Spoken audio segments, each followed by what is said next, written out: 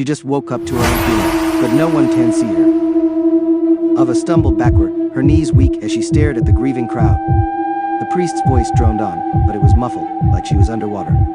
Her mother's cries pierced through the haze, sharp and broken. Ava tried to scream, to tell them she was there, but her voice was a hollow echo in the vast silence around her. The man in the shadows stepped forward, his polished shoes clicking against the church floor. His presence was unnerving, his pale face both familiar and foreign. "You weren't supposed to die that night," he said, his voice as cold as the grave. "What are you talking about?" Ava demanded, though she wasn't sure he could hear her. He smiled, a thin, cruel curve of his lips. "You escaped me once, but no one escapes twice." Memories rushed back the moment her car skidded on the icy bridge, the split second she saw the truck barreling toward her. She had felt the cold water pull her under, but then, nothing.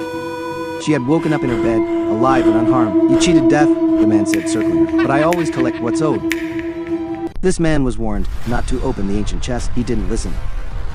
Simon stared at the black stone, its faint glow illuminating the dim room. The carvings on the chest seemed to ripple, as if the wood itself were alive. He felt a strange compulsion to keep holding the stone, despite the icy cold that seeped into his skin. The voice grew louder, a guttural chant that made his ears ring. Simon stumbled back, dropping the stone. It rolled across the floor, leaving scorch marks in its wake. The air grew thick, and the room darkened, the shadows coiling like living things. "Release us," the voice hissed. Simon turned toward the chest. It was empty, but something moved within its depths, an endless void that seemed to stretch into another world. A hand, skeletal and blackened, reached out, clawing at the edge of the chest. Panicking, Simon grabbed the stone and tried to shove it back inside, but it was too late. The room erupted with a deafening roar as more hands emerged, dragging themselves into his world. "You should have listened," a voice whispered in his ear, just before the lights went out.